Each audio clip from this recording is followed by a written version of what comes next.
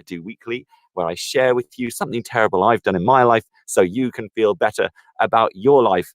Welcome, many listeners flying in now. Welcome, Sobia, Khalil, MK12 is in, Sharf is in, Seema is in. Welcome.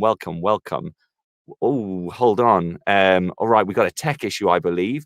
Khalil is saying there's an automatic entry message from Sobia. I have no idea. I can't see those whatsoever. So, you know what I'll do? While I try and solve technical stuff, you guys can listen to the news, and then I will come back and chat to you about what I think of familiar stuff. Right, I'm going to get off the air for a moment, play the news, and we'll sort some of Sobia's intros. One mo. This is Teachers Talk Radio, and this is Teachers Talk Radio News.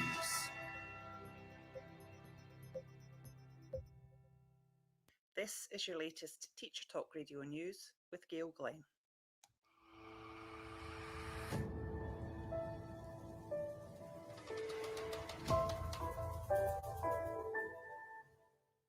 In England, many schools are reported to be informing parents of a permitted late start on Monday morning. Several teachers have stated that the England-Italy match this evening, England's biggest game in more than 50 years, is a historic moment and a learning opportunity for school children. The head teacher of Columb Primary School has told parents that school will start at 8:40 a.m, but children arriving up to 10:30 a.m. won't be marked as late, and they won't miss any lessons. Boris Johnson has also received calls to give the nation an extra bank holiday if England win.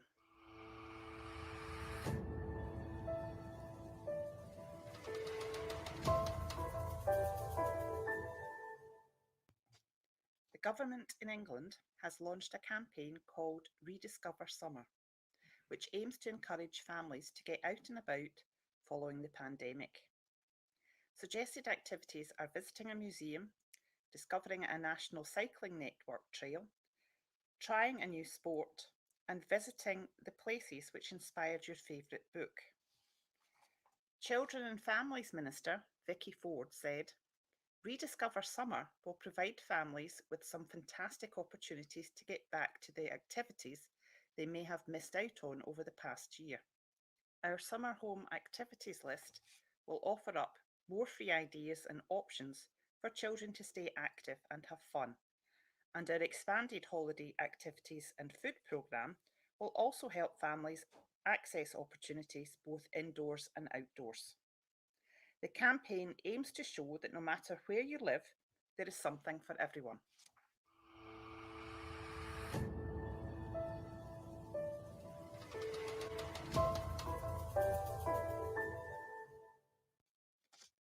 In Scotland, there has been a petition launched by students to allow smaller in-person graduation ceremonies this year. A 23-year-old Dundee University student, Raza Yusuf, is one of the students involved. He stated that it's the lack of effort and lack of consideration that got me frustrated enough to join in on something like this. Raza said that many students felt that not enough had been done by universities, despite other restrictions easing. A spokesman for Dundee University pointed out Caird Hall, where graduations are usually held, is being used as a COVID-19 vaccine centre. He said, "We understand and share the disappointment that we still cannot have normal in-person graduation ceremonies this summer." This has been your daily education news briefing. Live from London, this is the Sunday Brunch with Graham Columb on Teachers Talk Radio. It really is the Sunday Brunch with Graham Columb. It's not Sobia's stellar Sunday, although she did have another stellar show previous to my own. But now we are back after a slight technical hiccup. We are solved. We're back in the room. We're talking playgrounds and we're talking current affairs first. But if you have thoughts on playgrounds, how to fix them, how are your playgrounds? Good, bad, improving? We are live from London. This is the Sunday Brunch with Graham Columb on Teachers Talk Radio. Tune in live on the Podbean app or desktop player. Just head over to www.podbean.com/LSW/TT Radio or search Teachers Talk Radio. Follow the hashtag TT Radio. I'll be honest with you. Every time I do that intro and it kicks back into the intro jingle tune, which I love, by the way, it's got top energy in it.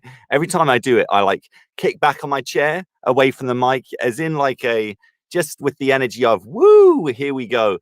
There's a certain, like Cool Guys Don't Look at Explosions. It's that kind of moment. That's the energy I'm carrying into the show at the moment. When I say we are, and then I flick back on my chair and I'm swinging around my little cupboard under the stairs. It's a good way to start the day. Welcome to the Sunday show. Let's talk what's going on in the world. We are almost there, people. Some of you are there. Some of you are on your summer holidays. Congrats, guys. Some of us are just clawing our way to the summer break at the end. We have a week, maybe a week and 3 days. Tom Hopkins Burke wishes he was near there. But Tom, I believe you do share your break over the year in some creative and interesting ways we've spoken about before. So I guess 6 and 2 threes, as they say, 6 and 2 threes, 2.5 weeks for Tom Hopkins Burke. So all kinds of weird and wonderful terms. But would I be small-minded to assume that most of us have about a week and a bit left? I think 21st of July is the general end for most people, but I could be wrong. Anyway, you're almost there, guys. Well done. How's your schools going? How are your schools at the moment? I'm finding tensions high right now. I'm thinking we're being pushed and pushed. This year has been crazy as it is. And I feel like people have been stretch. And then as we head towards this last phase, I just feel people, there's this mix of being so close to the end, but also just not having the energy to make that last run. And the last things being asked of us, I'm feeling in my own environment and also in other kind of environments with other teachers I know outside of my own school and Teachers Talk Radio. I'm feeling it's a lot, isn't it, right now? It's a lot. So listen, we're all there. We're all in it together. If you are suffering right now and you're feeling like you just want a break, well, take the break where you can. What's the worst that will happen if you don't get something done on time? Take it where you can, because I'm feeling some of the teachers who I've known who are the most chilled out teachers ever, who really never get too stressed. They're super professional all the time. Even those ones in the last week I've seen really pulling the hair out, really needing a moment. So take a moment, guys. We are almost there. Next time I'm on, will be a matter of days. Khalil's saying he's breaking up on the 22nd, 23rd, so 23rd really for himself. So a little bit further still. It's funny, isn't it? Isn't it weird that just schools can do what they want with term times? It seems, I guess boroughs do what they want with term times. But the variation on dates just keeps on. I always assume the dates I have are like more or less the general dates of the world, but not the world, of the UK, but more and more, we got Tom with 2.5 weeks, so he's got another week on me. Khalil's got a few more days on me. Some people are broken up already. Some people are breaking up at the end of this week. Who knows? It's like a free-for-all, isn't it? Just sign yourselves out when you want, guys. I don't know what's going on, but yeah, tensions are high. I'm finding in my own placement, in my own place, my school, the lack of spaces available is what's causing some strain. Is that it's the end of term, so a lot of people want to do some special things. We in year 6 are wanting to film our end of year performance, but the only space any class can use apart from their classroom is outside, right? Because of COVID. So every time we pop out to do a bit of our filming for the end of year performance, well, there's people doing PE out there, or if it's in the morning, they're doing their mile, they're doing their kind of healthy start to the day. And it's just really hard to get a moment at all. And everybody wants to get their moment with their class just to have a break. And of course, it's understandable. But that's where the tension's coming from what I can see, is a lot of people trying to accommodate others or not being able to accommodate others. And just, it's tricky. So, do your best, guys. But we are almost there. Just claw your way through it and take a break when you need to. In other news, yesterday, it was my birthday. Woo! Oh, I meant to play an audio effect for that. Yesterday was my birthday. Oh, seems a bit over the top now. I don't know why I went with that. I'm embarrassed. That was too much. the symbol on that sound effect was like a little birthday popper. So I thought it would be like a whoo kind of. It went a bit far, didn't it? It was. I don't know why I'm getting applauded for having a birthday. I've lived 35 years, so yes, it's my birthday, and so that was fun. But the reason I'm bringing that up is not just to be like, oh, even birthday, that's good, but because there's been a few like normality things. Like last year's birthday was obviously a non-event because everyone's birthday last year was a non-event. But yesterday, for the first time since my boy was born, for the first time in 18, 19 months, we made it to the cinema. We saw Marvel's Black Widow.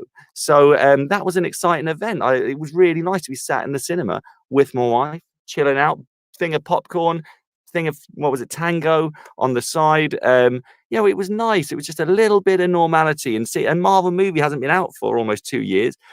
And and I haven't been to the cinema in almost 2 years, and I'm a pretty big cinema goer, so it was kind of weird not to have gone in so long.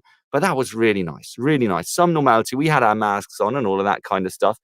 Obviously not when eating popcorn, but no, it was distanced and all of that. But it was good. It was good. Are you guys having any positive experiences? I know it's hard right now because the numbers are creeping up. It's not. I certainly don't feel super secure in doing all kinds of normal things in the world, and it's a bit of a weird one because we're getting mixed messages, aren't we, on whether we can behave normally in our own lives or whether we need to restrain and hold back. And obviously the numbers aren't looking great. That Delta variant is continuing to spread. People discovering that with the vaccine, of course, the vaccine doesn't stop you getting COVID. It's not a cure for COVID. It simply warms up your body to the symptoms, prepares your body to deal with it better. That was something actually I know a lot of people who have been vaccinated, many people double vaccinated, and only now really realizing that what that means is not that you won't get it at all, but that if you do get it, it will be less severe. Hopefully, your body will be more prepared to deal with it, and that's really the purpose of the vaccine there. And so, that is a positive, and I'll take it, and I'm glad I'm vaccinated. But it's one of those that you can still catch it. And obviously people there's a lot of tweets I saw out yesterday of people saying, I'm double vaccinated and I caught COVID, and somebody else double vaccinated caught COVID.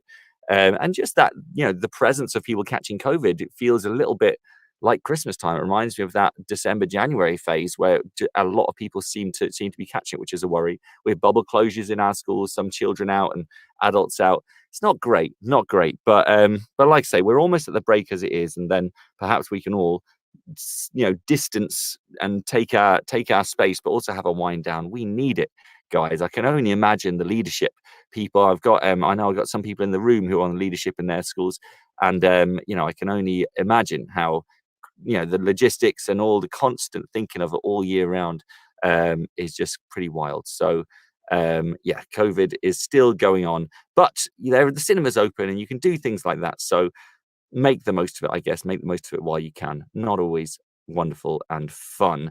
Euros are finishing up today. The last round of the Euros, the final today at 8 p.m.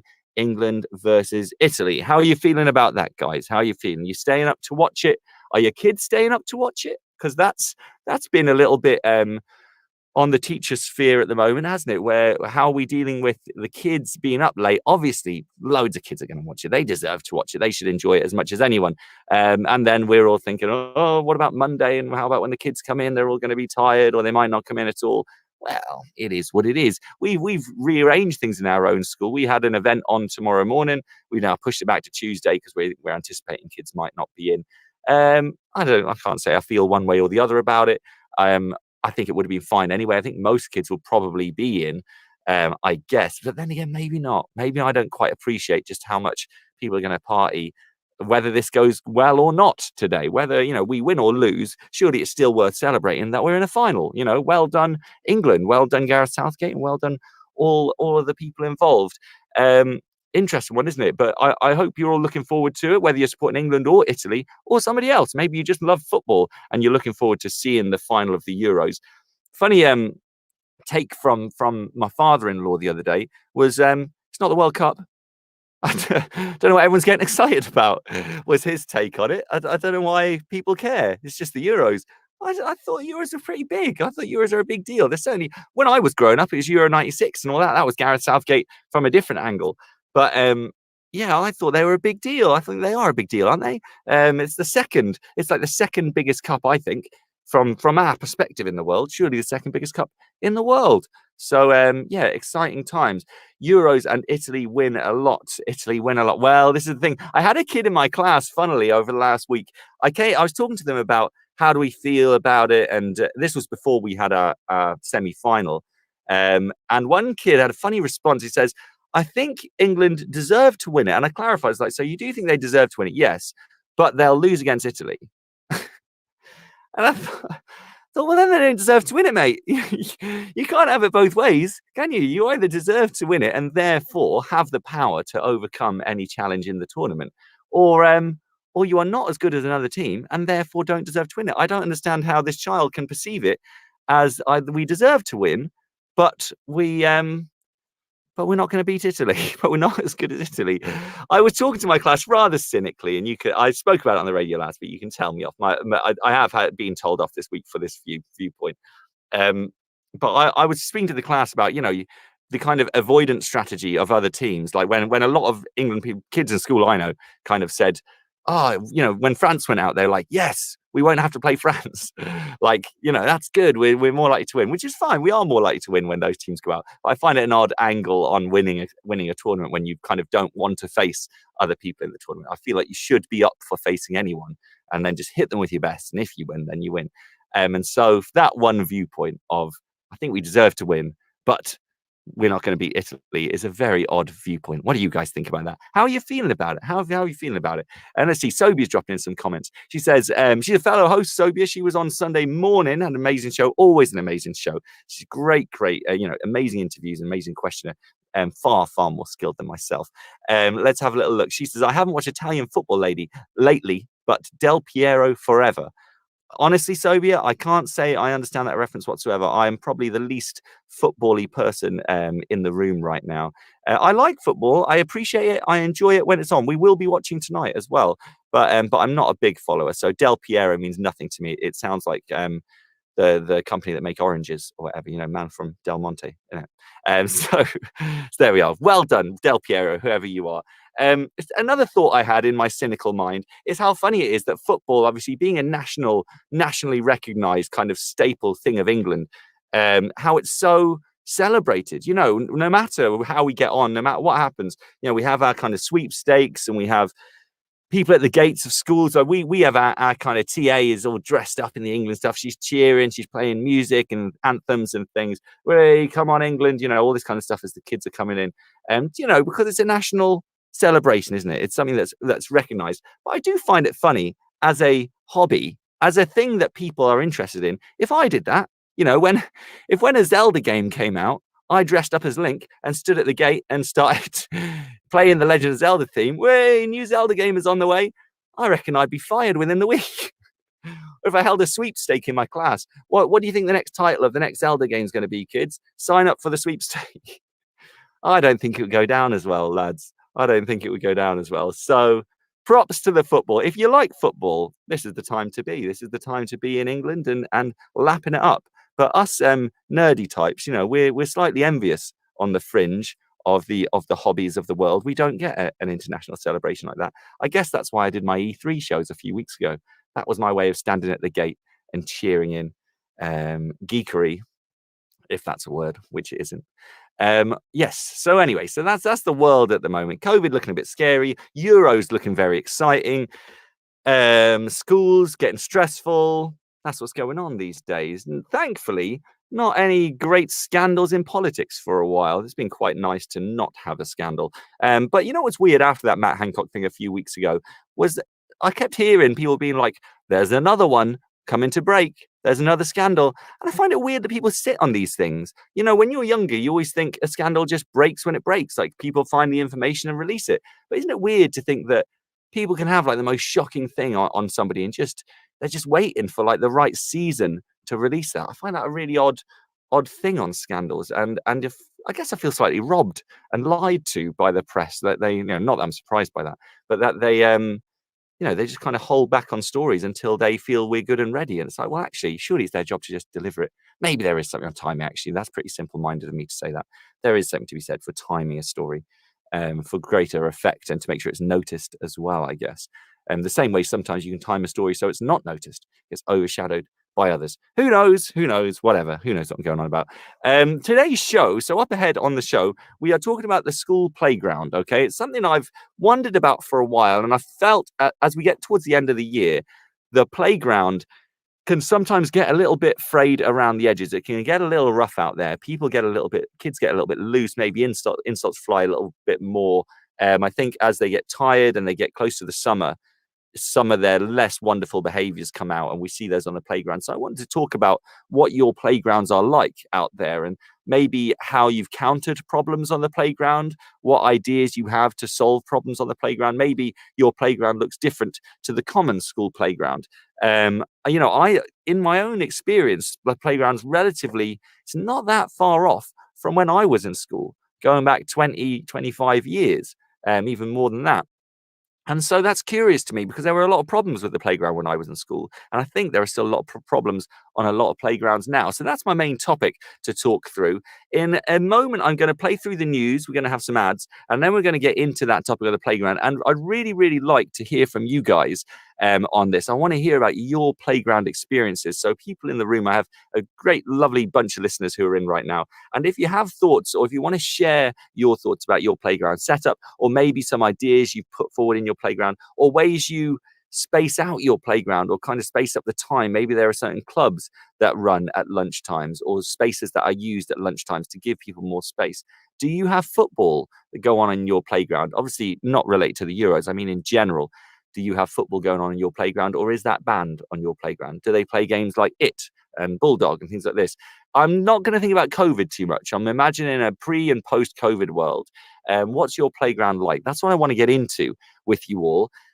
So get your heads thinking, get cooking on what you think about playgrounds, what could be better, what could be worse, because that's the main talking point. I'd love to hear from loads of you today on the playground topic. But before that, we're going to have the news, we're going to have a word from our ads, and then we are going to hit the topic of playgrounds with great aplomb. All right, enjoy the news. Let's catch up in a mo on playgrounds.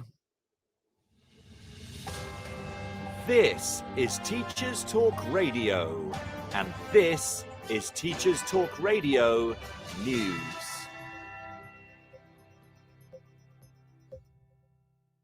This is your latest Teacher Talk Radio News with Gail Glenn.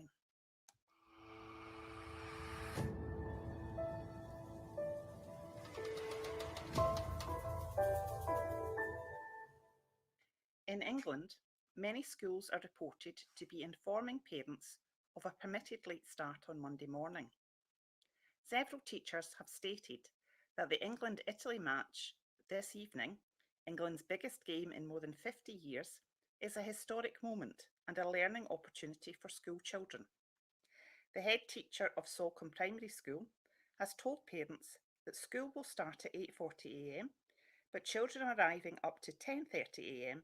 won't be marked as late, and they won't miss any lessons.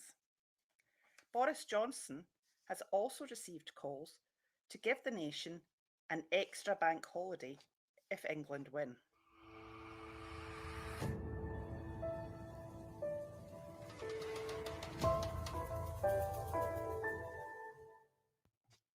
The government in England has launched a campaign called Rediscover Summer, which aims to encourage families to get out and about following the pandemic. Suggested activities are visiting a museum, discovering a national cycling network trail, trying a new sport, and visiting the places which inspired your favourite book. Children and Families Minister Vicky Ford said, "Rediscover Summer will provide families with some fantastic opportunities to get back to the activities they may have missed out on over the past year. Our summer home activities list will offer up more free ideas and options for children to stay active and have fun, and our expanded holiday activities and food programme will also help families access opportunities both indoors and outdoors." The campaign aims to show that no matter where you live, there is something for everyone.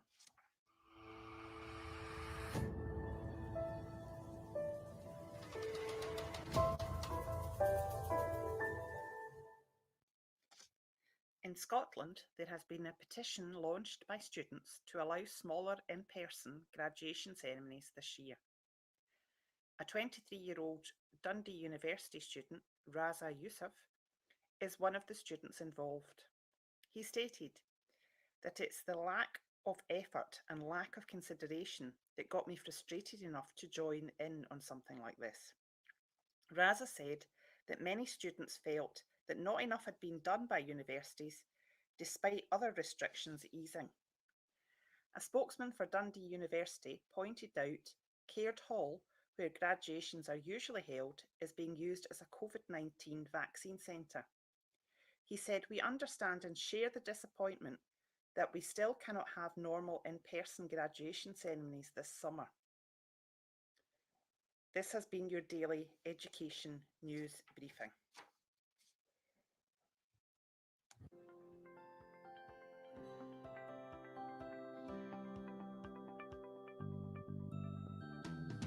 Creative Resources, made for teachers by teachers. At Creative Resources, we've been rethinking what a classroom can be. We've created a huge range of more than 2,500 original and exciting resources that span across more than 15 different subject areas. Whether you're looking for primary or secondary level resources, careers options, PSHE, arts or humanities, Creative Resources have the resources for you. We offer full curriculum packages and unique, challenging escape rooms themed on topics such as Shakespeare, Tudors, and fractions. We have quizzes, task cards, Tarsier puzzles, and lots more. Better still, more than 100 resources can be accessed for free. Just visit our website, www.cre8tiveresources.com. You can get 10% off any order you make on our website by using the discount code TTRadio. Creative Resources, made for teachers by teachers. Every teacher loves stationery, right? Imagine getting a selection of fun, beautiful and unique stationery items designed and selected especially for teachers, delivered through your door every month. You need to check out teacherslovestationery.club. I'm always so excited when the box arrives. It's such a treat. My Teachers Love Stationery Club box is just a little treat to myself every month. It's always full of delightful and surprising items, including some really good quality stationery brands like Faber-Castell and Stabilo. And because you never know what you're going to get, it makes it even more fun and special when you get it. It feels really great to be supporting a family business that's run by real teachers. I can't help feeling like they just know what I'm going to enjoy using stationery-wise better than I do myself. Visit teacherslovestationery.club and enter the code TTRadio when you buy your first stationery box to save £2 today. teacherslovestationery.club. Introducing the Leadership Masterclass series by Diana Osagi. Learn how to ditch your fears and develop your leadership confidence. How to deal with difficult colleagues. How to thrive when you lead in a challenging environment. And how to get colleagues to buy into your vision. Join Diana for her online leadership masterclasses starting on the 10th of July and running all the way through the summer. These sessions are the perfect way to prepare and refresh for the next academic year and beyond. Book your place at courageousleadership.co.uk/events now. The first 50 leaders to sign up get an additional free mini coaching session with Diana herself. Don't miss this. Courageous Leadership Masterclasses at courageousleadership.co.uk/events.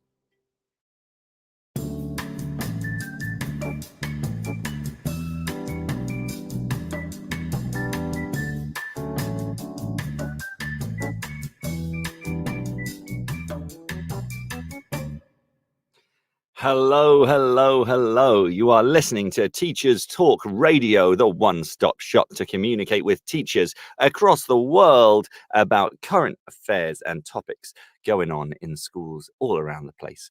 Yes, this is Teachers Talk Radio. You're listening to the Sunday Brunch with Graham Columb, and today we are talking about the playground space. We're rethinking and reinventing the playground space, and I'd love to hear your takes on how your school works with the playground space, how you've gotten around problems of the playground. Are there some original thoughts in your playgrounds, ways you've resolved problems and overcome hurdles that perhaps other playgrounds are still suffering. I wonder, I'm already getting some brilliant comments on the Podbean app about the ways that playgrounds are used and spaces are used to sometimes break up different year groups, sometimes to allow for different activities to take place without overshadowing other activities, spaces for chats and low-key activities, while there are other spaces for ball games, you know, and all that kind of stuff to go on. So I'd love to hear from you through this episode. I want to hear about the playgrounds all across the UK and the way that they're used. Let me give you a little bit of an intro talk, right? Let me give you some things to think about, and then I'll start talking through some of these different playground setups that we have already coming in. So what's done well in your playground? What isn't is what I'm curious about as well, because I'm aware in my current setup, the playground space isn't always where it needs to be. It's better. It's gotten better over time. But still, when certain problems come up, it sticks with me that these are problems that, you know, they're long-term problems. They're problems that have been around since I've been teaching. Sometimes since I was in primary school, some of those problems are still going in. So let's get into it. Let's go into what's working, what isn't. Maybe you have an idea you'd like to try. Maybe you have something that's popped into your head and you've thought this could reinvent the playground space. This could give children who maybe don't always have the space they need, give them the space they need. And that's something I want to think about as well, is I think when I think about solving problems in primary school, I always think about the adult equivalent of the situation. Like, what do we do in our free time? If we don't go around insulting our friends randomly as adults, do we? When we have a spare moment, we don't just get into a fight with someone nearby and we'll push someone to wind them up. You know, we do things to occupy our time. We have hobbies, we have interests. So then I think, well, why couldn't we have spaces that these kids could look into their own interests, or they could use some classroom spaces? They could be open to them. Now, this doesn't need to be teacher led. And this is what's important in my thinking on this little idea, is that, you know, classroom space, there should be a teacher there to supervise, but we are so bad as teachers to always lead activities. And actually, why not just have a space that children can use? You know, I know a fellow teacher a while ago had a board game club, which was a lovely idea, but inevitably I went and visited it a few times. And after a little while, it became a teacher-led board game activity club, you know, and the teacher would visit people. So rather than them being able to crack on with their work, they've then lost that time. They then lose that hour because they're managing groups, they're managing problems. And that's where I think then that could be a problem. And of course, managing problems, if there's an argument, you can deal with that in a number of ways as a teacher. That's a different issue. But it might be nice to think about classroom spaces to be teacher supervised, not teacher led. So if there's somebody who's very artistic, they can just come in and draw. Or if kids just want a little space to chat to their friends in peace, they can come in and have a chat without being outside. Because obviously outside, some children might feel a little, well, everybody feels different about it. Some people love being outside. Obviously the fresh air is good and the movement is good, but some people might feel a little bit intimidated being out there lots. There might be certain people they don't want to be around in their class. And like I say, usually as adults, we don't have to hang around with all our work colleagues on our lunch hour, right? We have the choice to kind of do our own thing. Maybe some kids want to write. They're in the middle of writing something, so they could just go into a space and sit and crack on with some writing, not asking teacher questions, not bothering the teachers, but just being supervised by teachers. That was a little thought I had for a reinvention of some space. I know it would mean that teachers are in the presence of kids a little bit more. I know it's not an ideal solution, but like I say, I always think about the adult equivalent and how we occupy ourselves as adults, and why couldn't it be done for kids? Would it be that radical to think about maybe breaking up spaces, and then there'd be more space on the playground, and maybe the people on the playground would be the people who want to be on the playground more often, and things like that. Obviously, it wouldn't all run 5 days a week. It'd probably be 1 day a week for each of the little hobby spaces. But here's a little thing I think would be a nice idea. Sobia says, I think a secondary school has tried this. I'd love to hear about that. Well, perhaps, Sobia, you could enlighten me a little bit as to how that went. Maybe it didn't go well. Always, whenever I'm having a little suggestion, I appreciate all the different thoughts. So if you want to call in, this is Teachers Talk Radio. I'm one teacher, but it's teachers, plural, talk radio. So if you want to call in and chat, the lines are open to you throughout the show. If you want to talk about how your playground works, hit that round grey icon. Let's see some of the playground suggestions we have in here, because I have some comments flying in, but straight away, a little while ago, Khalil's dropped in how his secondary school works. And straight away, there's an interesting note. In my secondary school, we call it a courtyard. So the language choice there is important. And I know in Khalil's school previously, he's mentioned a few things about groups and leaders, and the terms that are used are often, there's some thought that goes into them, right? A courtyard, even when you hear about you're going out to the courtyard, you may behave differently in terms of going to that space when you think of it as a courtyard rather than a playground, which is interesting. He says there's no running allowed and any ball games take place in designated areas. That's really key. I think the ball game thing we'll touch on later, but having a space for ball games, not just being in the middle of a playground space, which, to be honest, up until recently in my own school, a couple of years ago, it was like football would happen in the middle of the playground area, which seems mad now. But anyway, designated spaces for ball games. They just stand around and chit chat as kids do. But we've had to be very clear and consistent on our expectations from the jump. I think that's the thing as well. It's that expectations. I always found frustration on morning duty. You go out and kids would be coming in pre-COVID. And I always found I would be walking around the whole time telling kids, please stop running. You shouldn't be running. You shouldn't be running, having that conversation. But, and then at other times when I wasn't on duty, I could see those same kids were running around and not being picked up about it. And it's frustrating because, if they're not getting a consistent message, all they're going to do is they're going to go, oh, Mr. Column's out, I can't run on his day. But they're not actually learning the benefits of not running. They're just trying to get it past me. Do you know what I mean? That's a very different conversation.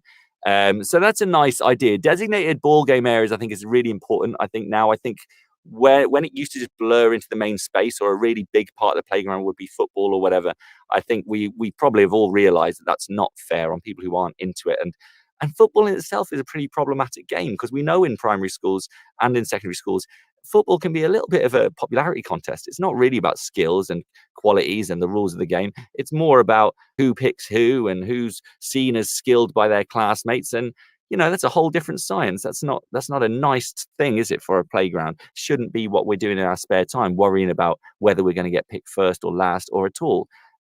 So that's another angle on the playground problem.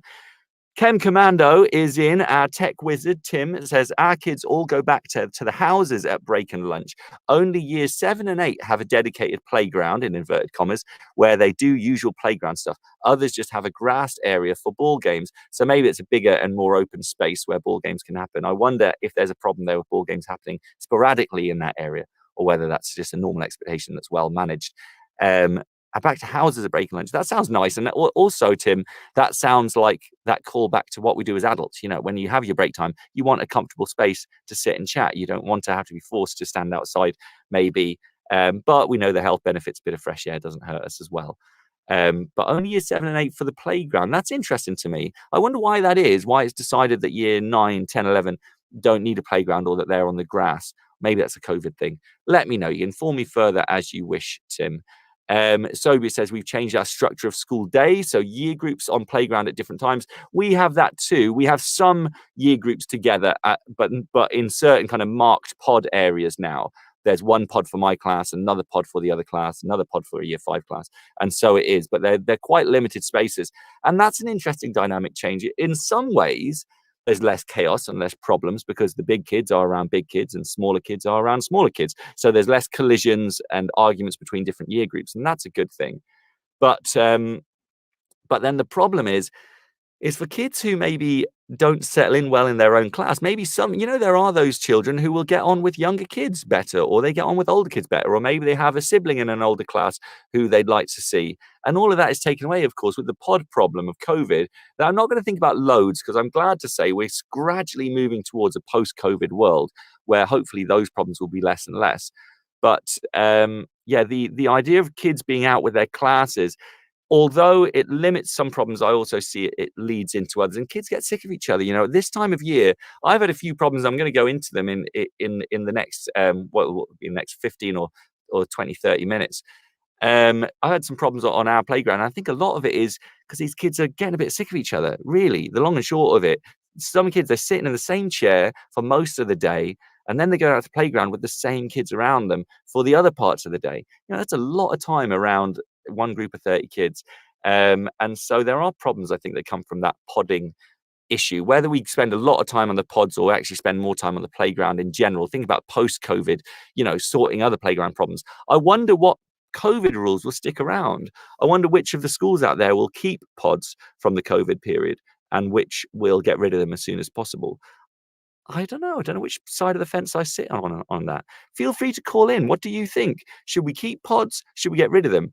We, at the start of the day now, kids come in and line up straight away, whereas it used to be a bit of a free-for-all. There'd be parents and kids and prams all on the playground. Now just the kids come in and line up, no parents. That's much better, and I think that should stay. Post-COVID, keep lining up before the school day. I can't be doing with parents on the playground and prams and older people as well. It's chaos, and kids don't know whether they're looking to mum and dad for the rules or are they looking for Mr. Column for the rules, and that's a frustration in itself. So I think that start of the day is managed, done. But break time and playtime are a different beast altogether. Let's have a little look at some other comments here about playgrounds across the country. Khalil says, pre-COVID, we had lunchtime games club and the library was always open. Both were very popular. So those are some nice ideas. That's what I was talking about earlier. I think Khalil is in a secondary school, so I reckon that could work in a primary as well. The lunchtime games club, I would hope that it would simply be the kids know where the games are and crack on while a teacher carries on with their marking and planning at the side, and just make sure nothing kind of kicks off. Library as well is a great space to have open. And, in primary school at the moment, in my own primary school, we don't have these spaces. It is just kids out on the playground.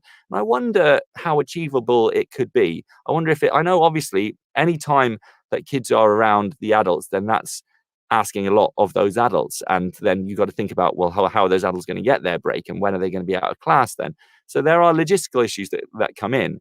But I think that's a nice idea to think about a library being open. And some children, I just think, just sometimes, maybe 1 or 2 days a week, some kids will just want a break. They just want to sit down, especially these days. And they're just going to want to sit down, have a quiet moment, enjoy a book, just escape for a bit, or even just have a moment between themselves and their thoughts without people whooshing past them and knocking into them. I'm one of those. I was always a bit of a chilled kid. I wasn't a big, intense kind of sports player at school too much. Well, I was sometimes, but what do you think? Should primary schools make that part of their day to have libraries open as well? I know lots of secondary schools do. Games clubs, little writing clubs, open classrooms where kids can just, carry on with their hobbies, whatever they may be. Maybe they can bring their sewing into school and just crack on with some sewing or crocheting or whatever activities might be going on. I think that's a lovely idea.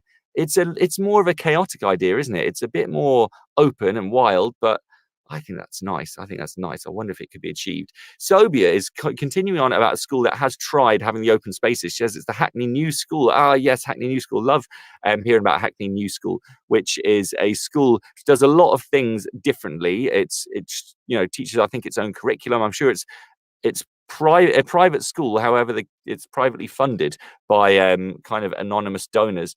It's a fascinating project, the Hackney New School, and they kind of teach their own curriculum and different priorities to the rest of the country. Very interesting project. But on the topic of break times and how they manage break times, I'm not sure of details, Sobia says, but they did lots of clubs and got laughed at for banning football games. Interesting. We've banned football games in our school as well at break times. Obviously, if they're on the grass, I think they're allowed footballs. And if there's certain competitions on, then of course football might be part of those competitions. But we used to have football on playgrounds, and it was a problem. There was balls would be flying around the place. Kids had a go at because they were walking over the field space. And then there was this element with, okay, so kids who were playing football had more right to this area of the playground than others. And again, like I said earlier, the rules were never really followed. It was never really about doing the sport well. It was just a mass of kids who were saying it's a bit of a popularity contest. It's a bit of a who's on the team and who's seen as a good footballer. And usually all the ones who were seen as good footballers would be in one team playing against the rest of the class or so. And it just never quite worked. And again, you don't want a teacher out there having to manage it, because then when does the teacher get to relax? Interesting. The idea of banning football, I don't think is that bad, actually. I think if kids want to play football, they're going to play it in their evenings, on their weekends. Kids, kids get football mad. They do it all the time. Do they need it in that one space when all those other children who don't necessarily want to play football or don't necessarily want to be in that space? Do they have to then be around the intense footballiness of people? So another area I thought to speak about today as well, and it's something I'm going to get into more so after the news and the final ad run and Graham's Shame, which is coming up, by the way, at 12. I wanted to get into playground insults, and I want to talk about why we still, there's still a problem of playground insults. So I put a little tweet out in the week about how we what's your experience of playground insults? Are they still being used lots? Do you think they're on the climb down? Are they still as bad now as they were 30 years ago, 20 years ago? And generally positive results. But I want to speak about that a little bit because I'm anxious about it, if I'm honest. I've had an issue in my own class in recent years, and it's familiar in that usually at the end of year 6, the behavioral issues come up. But it's the language that's used that bothers me. Language is used on the playground. For example, in year 6, in a number of years now, I've heard the term gay being used as an insult still. And I'm sure that's not surprising to lots of you listening in as teachers. But it breaks my heart, and it really worries me because it's still being used now, just like it was when I was in school. And I worry that, those problems that were the kind of small-mindedness that was in children when I was young is still there now. And I don't know whether it's the same amount or less, but it doesn't seem like we're educating them enough on it, or they're kind of understanding why that's a problem enough. So yeah, gay would be one thing, lesbian. Earlier, and a week or so ago, I had a child talking to a girl saying she seemed like she had plastic surgery. When I spoke to him about why that was, he said because of the size of her breasts. That's brutal and embarrassing, and just really offensive and horrible I think about the girl and how she's going to be conscious of that now. And that really, once that's said, and I said this to the child, I said, once you said, you can't take it back, you can apologize, but it's out there now, that you've bothered that person with it. But these things are still being said, and I wonder what we could do better to overcome these problems when language like that is still being used. And the idea of, at the root of these problems, the idea of things that we don't choose somehow attributing to qualities of our person, right? So if you're tall, then you're seen as better than someone who's short. Or if you're a boy, you're seen as someone who's better than a girl. Or if you're one thing which you did not choose, you have no right to celebrate it. But on the playground, people are still attributing quality to these things over other people's. That's a big problem. It's a big problem, which I think we could do with talking about how to resolve. And I'm all ears right now on Teachers Talk Radio. I would love to hear about whether you have felt kind of ways to overcome these problems. Maybe you just think it's a natural, this is just how kids are, and this is how kids are going to be. They do it for shock value. They do it because they know it's offensive. Or is it simply lack of education on the matter? I think it's that. I think it's lack of education. I think there's a lack of empathy because they don't really know what goes on behind these comments. They throw out the comment because they know it will cut deep. They know it's a bit shocking, and so they throw it out for to make someone stand back. But I think if it was talked about more, I think if teachers used the language in the classroom more to say, look, this is what's being said, this is why it's a problem. I think if that was consistently kind of brought up in class, I wonder if it might change. I wonder. But like I say, these are long running problems across the country, across playgrounds, up and down the UK, and probably the world. I know America certainly has massive problems with behavior and insults and playground kind of, what's the word, dynamics, survival of the fittest kind of approach to playground behavior. It's a worry. It is a worry for me. But I do, in at least this time of year when it seems to kick off more so, and there are people who, there are these words being thrown around, and maybe it happens more often at this time of year because they're tired, because they're sick of their classmates. Who knows? I wonder what you think might be the solution. What's missing? Why is this still going on? Why do children still think that a term like gay is okay to use? Why are they not being ostracized by their classmates for using a term like that? Do you know what I mean? Like, some children will, and some children will see it as, right, that's a sign that kid has not got their priorities right. They're not a nice kid if they're using that as an insult, or they're not one to, they'll see it as a negative quality in someone. But a lot of them just see it as standard playground fare. Is it? What do you think? That breaks my heart if it's seen to be standard. But who knows? Megan says, I've had 2 members of my form class excluded this week for racist comments, and there's a big rise in domestic violence jokes at the moment. Jeez. Domestic violence jokes, I have to say, I've not been familiar with up to this point, maybe given the year group and the area that I teach. But that would be a shocker for me. I have to say, this week, the plastic surgery comment was one that was new to me. It was actually really shocked me. And because that was something that was kind of on the cusp of culture when I was growing up, and I thought it died out when it was just became a bit of a non-event. And but now to have that one, for the girl who said to, it really cut me up. But then also to think the boy, just the sexism behind it, the sexism behind a boy thinking that they can pass judgment on a girl based on her body and say it out loud, and that was okay. Oh, there's so many problems with it, and of course, so it's been a little hill for me to overcome in the week. But and still, I can't say I'm there yet with it. But that's interesting for me. Domestic violence jokes. I'd be interested to hear some of those, I guess. Oh, I see. So Megan gives an example. I guess a little bit of a trigger warning for domestic violence reference. If England get beat tonight, so does the missus, from a 12-year-old. Ugh. What? I'm speechless on that one. Why is a 12-year-old even using the term missus? But of course, it can only be because they're hearing a term like that out and about. And are they hearing that joke? I've not heard that joke. Is this a kid making it up, thinking it's funny or shocking, or is that something they hear older people say? Maybe like older siblings or something. Again, trying to go with the shock humor and stuff like that. Ugh, it's a bit of a worry. Social media advertising is not great. Sobia says, of course, the meme culture and all that is fine. Thing is, memes a lot of the time are quite innocent and fun. I quite enjoy meme culture, and it's kind of got this self-aware ridiculousness to it. But I find the playground insults and playground banter in inverted commas, it's not banter at all, is it? But that I find that to be a whole different league to internet. Plus, it pre-exists the internet as well, because most of these terms that I heard being used, that are still being used now, were used before the internet. They were used when I was in primary school and secondary school. So I wouldn't put all of it down to social media, but perhaps it hasn't helped.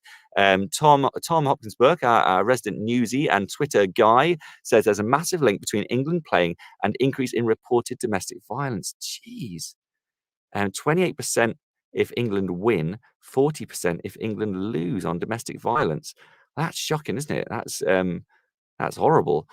It's a bit of a different route to go down there, talking about domestic violence, but it does link in, doesn't it? It does link into how children behave on the playground and the experiences they bring to the playground. So I ask you, what's the solution? What do you think we're not getting right? Why are children of the age of 10 and 11 not aware? Some are, and I have to say, props to kids in my class. Lots of them are really aware, and they are they'll turn their nose up at comments like so-and-so's gay or so-and-so's lesbian. There's still the runarounds as well, though, of things like fancying as well. That's still a very, maybe that is a human nature thing in general. Maybe that will forever be a playground topic of who fancies who, just the excitement of relationships and people growing up. But yeah, I wonder if just the taboo of it is why it is. And if it just wasn't taboo, if just talking about gay people and plastic surgery and lesbians and whatever else, if all of that wasn't taboo and it was normal conversation, maybe that would take the sting out of it. Maybe, because I still think it is a little bit taboo. I think, I certainly try and have that conversation in class, reference, people who I know who are gay, relatives I know, experiences of people who are gay, people who've overcome challenges, as gay people in the media and all of that. But it's still, it doesn't do the job. One teacher, in one year group there's certain kids who are growing up with a culture at home, maybe in their social circles, maybe. And it does need to be maybe more of a priority. It's not being a priority at the moment, is it? It's nothing. I know there's our British values and that kind of thing, but I don't think that's very blurry, isn't it? It's not necessarily addressed within those.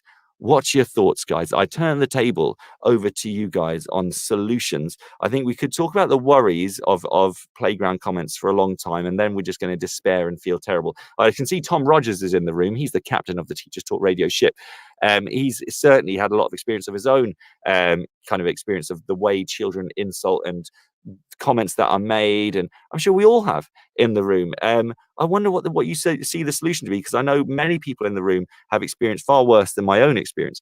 Mine only shocks me because it's not the amount of it, it's just the style of comment. It's very, white British male dominated comments, straight dominated comments. It's not very inclusive. It just disheartens me that the insults are still so uninclusive. And I think the darker thing under the surface, and I might come back to this later because there's quite a lot to talk on with it. Under the surface, the issue that bothers me is that the message really is that the qualities we have when we're born somehow are, they're qualities. Apparently, they're not just features of our person. They somehow make one person better than another. Like I referenced earlier, sexuality seems to, straight is seen as the orientation that's not insulted, or if you're tall, it's seen as a better quality. Boys are generally seen to be better at stuff on the playground than girls, and that's such a problematic viewpoint and such a toxic and really historically ugly viewpoint that runs through all the worst events of history. Is, I am naturally one way and therefore I'm better than people who are not naturally this way, which, as soon as we attribute quality to any natural feature, whatever it can be, whether it's race, gender, orientation, whatever, that's a massive problem. And it's going on in our playgrounds. It is going on in our playgrounds. It's going on all through society. Look at the booing of the national anthem in the England games. Heartbreaking. How do we overcome it? What could we be doing as educators to nip that in the bud, or even make the difference, for a handful of kids who might not otherwise be enlightened to a better choices? What could we be doing, I wonder? And that's a question I posed to you. We are an hour into the show. We are at 12 o'clock. Happy afternoon on this Sunday brunch. If you're listening live, then welcome to 12 o'clock on your Sunday, the 11th of July. You might be listening back on Spotify or on Podbean or on Apple Podcasts or on YouTube, or who knows where you might be listening back. But if you are, welcome to you too. Hope you're having a lovely time. And we are talking about playground insults, playground dynamics. How do we fix it? Please think on the positives. What could be done to solve? Maybe we need to teach empathy in some way. Maybe we need to talk about these things more and have the conversation about difference and natural features of ourselves versus qualities that we earn, and really highlight the distinction between them and the ridiculousness in celebrating a natural quality, that's a natural feature somebody has. How stupid it is to say someone tall is better than someone who's short. How stupid it is to say a boy is going to be better at something than a girl.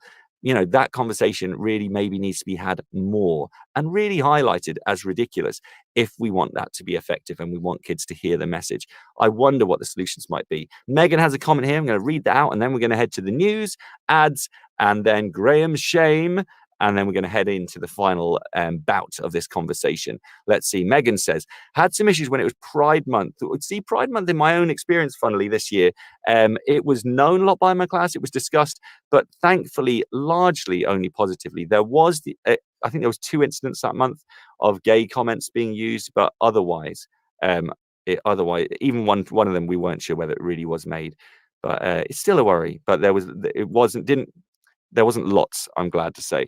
Had some issues when it was Pride Month, and one of my amazing trans students came and spoke to my form class to answer any questions. That's brilliant. That's well done, that pupil, for having the bravery to come and take those questions and to kind of take pride in their own identity in that way. And I guess, it is Pride Month. I didn't even deliberately use the term pride then. That's excellent of that pupil, and they get it. Well done them. Worked really well to have a member of the LGBTQ community to give their perspective, I guess. We need to share real life experiences. Crew Cam says, I once worked at a school that was known as an EDL stronghold.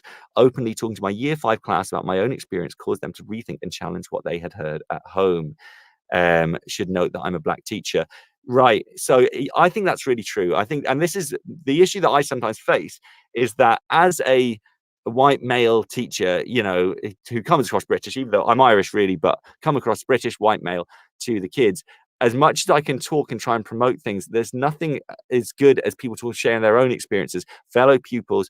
We did have a child some years ago who certainly, they weren't openly trans or anything like that, but they certainly seemed like they were making their way to identifying that within their identity, and were making some decisions in the way they would dress and the way they would choose to be, that they might be considering, to be trans when they were older. And that was an interesting experience to see them in year 5, year 6. And it wasn't spoken about too much. Teachers were great. They all were super open with it, super happy for the kid, could see that the kid was really happy in themselves making those choices. but still not really, from the pupil's point of view, not necessarily embraced enough and not shared enough. But on the same thing, you don't want to shine a light on somebody, embarrass them. If they're not sure, if they're currently questioning and they're wondering what they're going to do, they shouldn't be then treated like some kind of guinea pig. So tricky to decide what to, how to make the best of these situations, and always try and make the steps kind of sensitively and well. But I think you're absolutely right with that example from Megan and Crewcam, to talk about real experiences from real people rather than teachers saying, oh, these people exist. I think it's always better. Same with things like teaching religions and things like that. A teacher saying this is how these religions are will never compare to visiting a synagogue or visiting a gurdwara and meeting the people who work there and live there and worship there. It's always going to be the real experience trumps a teacher talking about it. So that's a starting point. Let's go to the news. Let's go to ads, and then let's go to Graham's shame, and then we'll crack on with this discussion as well. Here's the latest news from Gail Glenn, fellow Teachers Talk Radio news reporter for the 11th of July. This is Teachers Talk Radio, and this is Teachers Talk Radio News.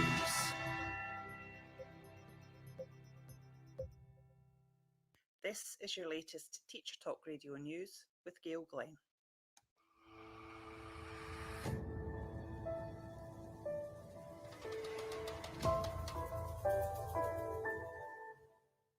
In England, many schools are reported to be informing parents of a permitted late start on Monday morning. Several teachers have stated that the England-Italy match this evening, England's biggest game in more than 50 years, is a historic moment and a learning opportunity for school children. The head teacher of Columb Primary School has told parents that school will start at 8:40 a.m, but children arriving up to 10:30 a.m.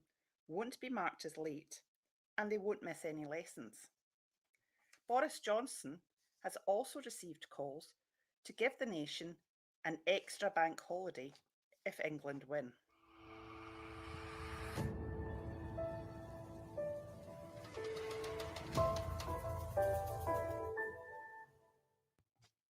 The government in England has launched a campaign called Rediscover Summer, which aims to encourage families to get out and about following the pandemic. Suggested activities are visiting a museum, discovering a national cycling network trail, trying a new sport, and visiting the places which inspired your favourite book. Children and Families Minister Vicky Ford said, Rediscover Summer will provide families with some fantastic opportunities to get back to the activities they may have missed out on over the past year. Our summer home activities list will offer up more free ideas and options for children to stay active and have fun. And our expanded holiday activities and food programme will also help families access opportunities both indoors and outdoors. The campaign aims to show that no matter where you live, there is something for everyone.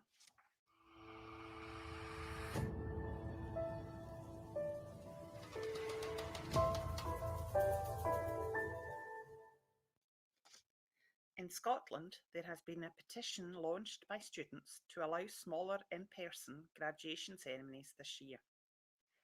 A 23-year-old Dundee University student, Raza Yusuf, is one of the students involved. He stated that it's the lack of effort and lack of consideration that got me frustrated enough to join in on something like this. Raza said that many students felt that not enough had been done by universities, despite other restrictions easing. A spokesman for Dundee University pointed out Caird Hall, where graduations are usually held, is being used as a COVID-19 vaccine centre.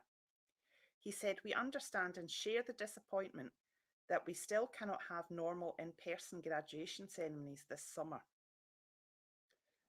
This has been your daily education news briefing.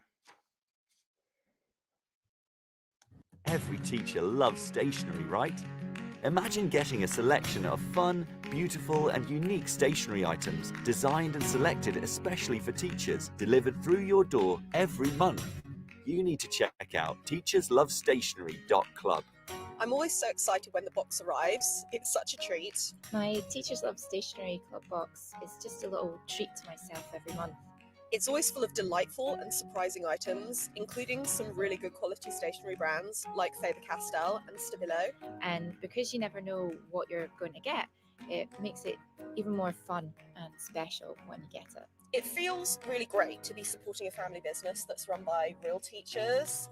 I can't help feeling like they just know what I'm going to enjoy using stationery-wise better than I do myself.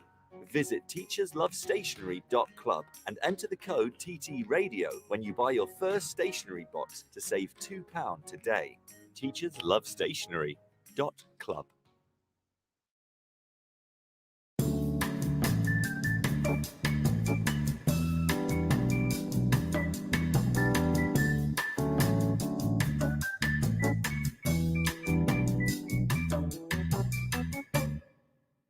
Hello, hello, hello. Welcome to the Sunday Brunch with me, Graham Columb. We're heading into the final 20 minutes of the Sunday Brunch. We are talking about playgrounds and the problems on playgrounds and how we could overcome the problems on playgrounds. A lot of people lately in the comments have been talking about, we've kind of moved the conversation into talking about teaching empathy and understanding other people, meeting people who have lived different experiences and getting to talk about those different experiences and ask questions to those people who've experienced those different things. Nothing as powerful as humanizing those other people who otherwise are just a term to be thrown around in their free time without consequence.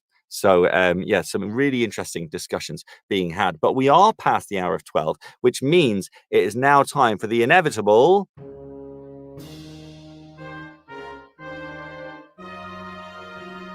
Graham's Shame. Yes, it's time for Graham's Shame. It's the part of the show where I tell you something bad I've done in my life so you can feel better about the things in your life. That's right. If you have not done this thing, then you can laugh at me and say, wow, my life is not so bad because that guy's an idiot.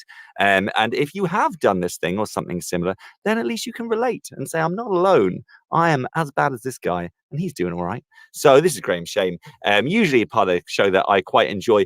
I'm a bit nervous about today's one. I have to say I'm running out of shames. I often rethink of new ones. I remember, oh yeah, that time in my life, that time. I haven't thought of many from when I was really young. So maybe I'll get a new bout of those soon and I'll remember all this terrible stuff. But this one does relate to the playground problem. So it's themed on the topic of the week on playgrounds. And it really is, it's one I've held back because I didn't know whether I really wanted to share it because it really is shameful. It is really bad. And I felt terrible about it to this day. And that's kind of part of it as well. So flashback to primary school Graham Columb, who was not great. All right.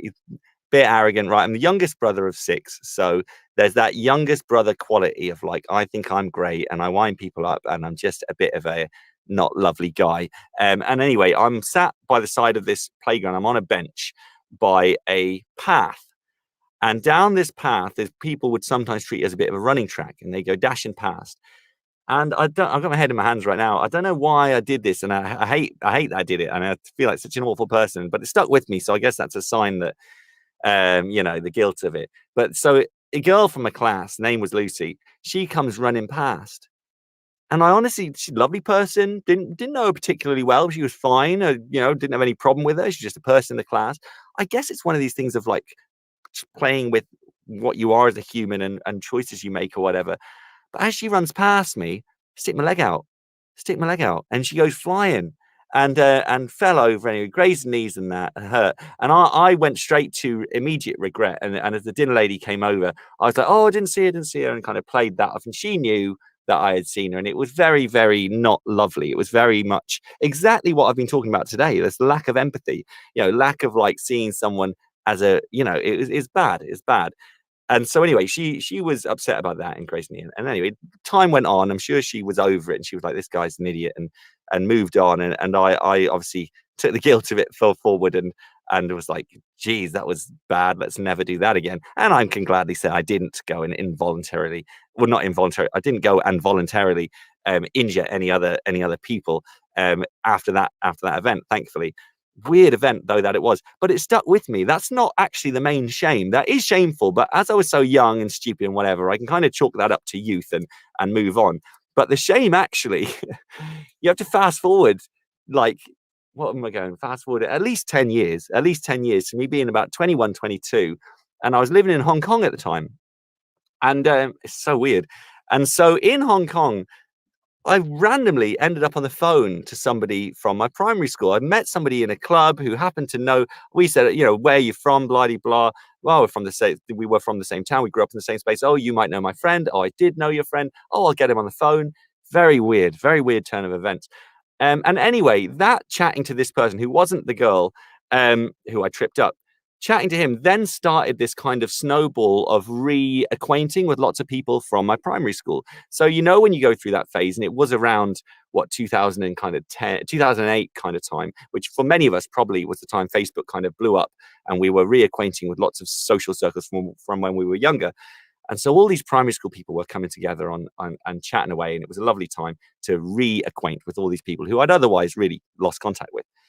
Anyway, a different day, or might have been the same day, but after having quite a lot to drink and talking to people about this incident on the night and saying, oh man, tripped this girl, always felt really bad about it. Should I apologize was the conversation I was having. You know, I said, it's when she came off my Facebook, I thought, oh man, feel so bad about that. And because I'd had a little bit, I was slightly inebriated, it was more dramatized in my head. And I was like, I probably should apologize. And they were like, you know what? What's the worst that's going to happen? You should apologize to that person you tripped up. You should get in contact and do it. So foolishly, I went home and I struck up a Facebook message, typing away, hey, Lucy, great to hear from you, blah, blah. Oh, and it was inelegant. It was embarrassing. It was bad. And I wrote this attempt at an apology of like, sorry for tripping you up when you were 11, which she clearly would have forgotten about by now. She clearly was well over it and had no interest in such an irrelevant event in her own life. She's probably gone on to do amazing things and, you know, has literally no memory of it. And so I sent her this message basically confessing that I tripped her up when she was 10 or 11. Obviously, and the self-importance even in it, like as if I was there like, oh, I so damaged this person's life, I should apologize. You know, she clearly could not care less that I made this stupid decision. And anyway, she never replied. And honestly, there could be no harsher review of my rubbish apology than to never get a reply. And that was brutal. And I have to say, still to this day, it pains me to think of it. And it's not just the trip. It's not the trip. The tripping up is bad, and that probably should pay me more. But the pain has been refreshed by the lack of reply to my rubbish inebriated apology. It's bad. It's bad. I think that's probably my most shameful shame.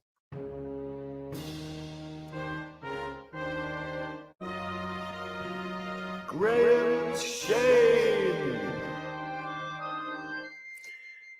Look, it does what it says on the tin, guys. It does what it says on the tin. It's about Graham and it's shameful. Well, I got some laughy faces. That's always a good sign. And Tom Rogers says, Graham, mate, you are just a hero. Not to her, apparently. I reckon I'm either, you know what? I don't think I'm like a bad figure in her mind. I think I'm just an irrelevant figure. And that's worse. That's worse. But I think it's nicely themed on being awful on the playground. And to be fair, I can't say that I've known kids who I've taught to do that. So, you know, maybe playgrounds are better than they were. Or maybe I'm just a unique brand of awful. Who knows? I don't know what to do with that. I feel slightly exposed now. And, you know, I'll probably have to get fired on Monday for... Imagine that. Imagine if it turns into like the worst thing ever, you know. And this one trip when I was 11 years old is going to be like the life-destroying moment. Who knows? We'll see. I'll update you next week when I'm on. If I'm on, I might be sacked from Teachers Talk Radio by then. Who knows? Tom seems happy though. He says he's still laughing. What a horrible man you are. Indeed. All right, moving on. Shall we get back to the playground chat? Probably. Swiftly move on.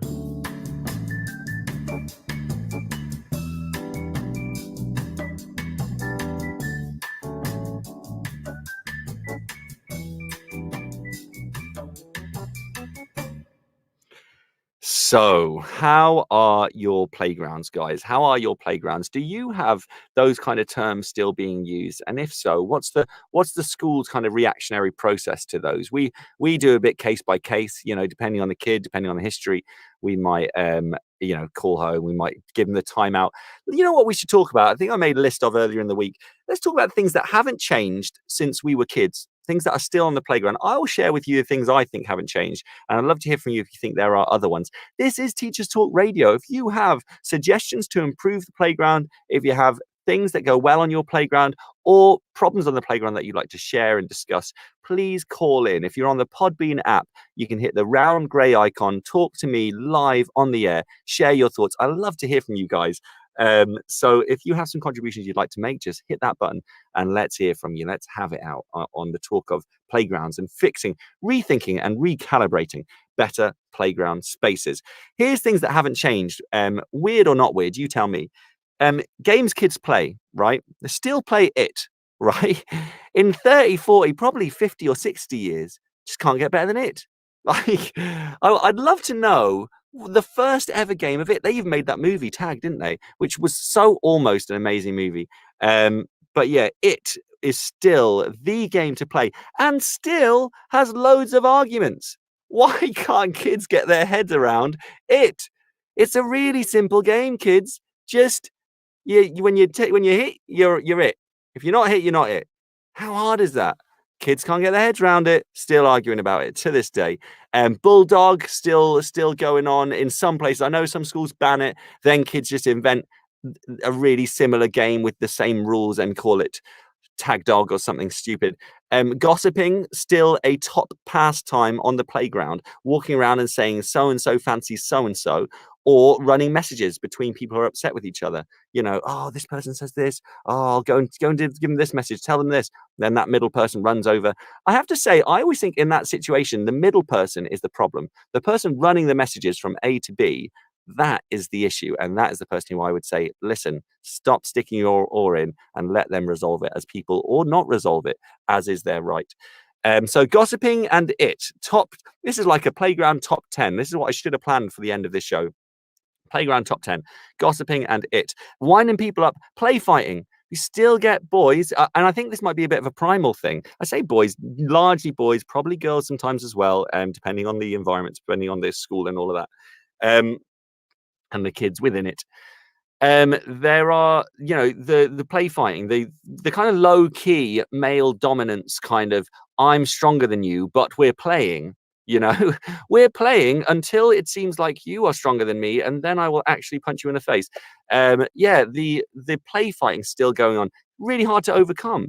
And I wonder how much of this is just a human instinctive kind of thing that you get all around the world, all nationalities, all countries. I wonder if it and gossiping about relationships are you just can't get away from them. Do you know what I mean? And play fighting. There's something to me, I reckon, I don't know about it, but gossiping about relationships and play fighting, I wonder if that taps into a kind of a humanistic kind of primal, caveman-y kind of fight or flight thing. I don't know. But it always winds me up that kids still to this day go, I was just playing. And it's like, really? You're really going to go with that after when this kid's like well upset or whatever? Clearly not playing, but they still go to that because it starts as a game, yada yada yada. Stuff's still going on. It's exactly the same as when I was in school. Football being a popularity contest, picking your teams not based on skill or based on rules or based on anything. It's just based on, or even based on balance, based on balance of, oh, I got this kid who I know is good, and so I'll have this kid who I know maybe is less confident, whatever. It's just popular kids versus not popular kids. That's annoying. The term dinner ladies, still out there, kids, still out there. It's not going away. Literally about 3 days ago, I was filming thank yous from my year sixes. I was saying, think about thanking different people around the school. Please don't all do your teachers. Think about all the other people who work for you. Dinner ladies came up about 3 or 4 times. You can't say dinner ladies. They're not all ladies, and they're not. But predominantly many are. Maybe that's something. Why aren't men welcomed into the profession as much? Maybe the thing is there is that element to, if a guys who the kids don't know so well is resolving behavioral issues and upset on the playground, maybe parents wouldn't be as comfortable with it. Maybe there's an issue there, societal issues.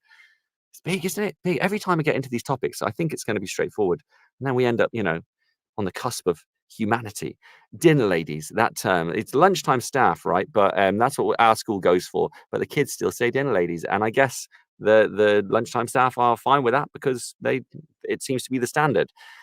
Timeout books, when kids naughty, you get in the timeout book and then they sit under the stairs or they sit in a little corridor or sit by the radiator for however long. That's very familiar to me from when there were kind of kids who made some bad decisions back when I was young. It seems a little bit, it's not entirely reformative, is it? But again, it's a simple solution and I guess it's effective. The kids they're missing the thing they want, which is the playtime and the running around.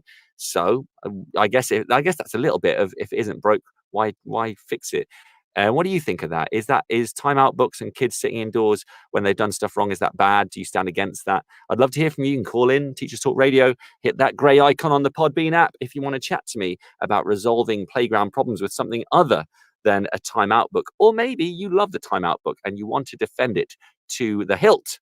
Please call in and tell me about the wonders of the timeout book.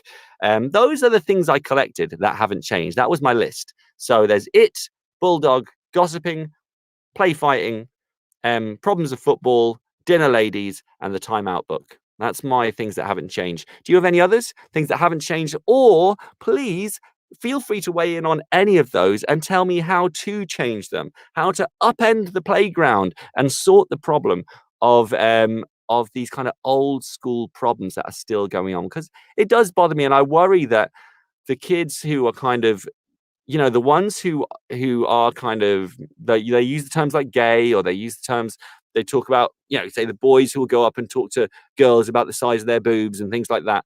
I worry that those kind of kids could be the ones that grow up and boo the national anthems of other countries in football matches. They won't all be, of course. A small number of them will be, hopefully, in terms of, I don't mean hopefully as in I hope there's a small number. I mean, I hope that it's small and not anything significant.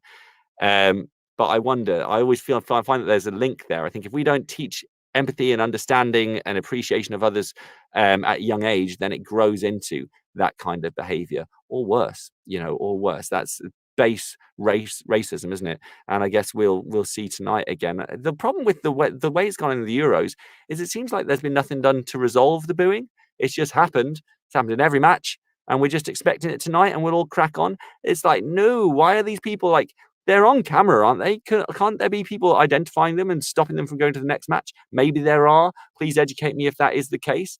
It's an ugly, ugly, ugly part of the whole situation. And if anything, maybe they should just turn the sound of the crowd off, just turn the mics off them and put the mics right on the anthem and the players singing it and go from there. But I just think the attention on it is almost as bad as, on TV, and kids watching it are then going to see that as a standard and okay, that's what happens in football matches, is it?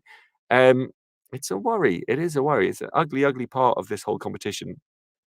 So I wonder how to resolve any of it. Start with the young, I guess. The best thing we can do is educate the young ones on empathy and treating others and understanding other people who are from different walks of life. And maybe that would get to the bigger picture, but everyone has to be on board. And that's a very hard thing to do when, it seems like at the moment, all the schools in the country are doing totally different things, even pre and post COVID. We just seem to run a lot by our own rules. Certainly the academies and private schools as well, just more and more encouraged. Interesting. Sometimes in a positive way.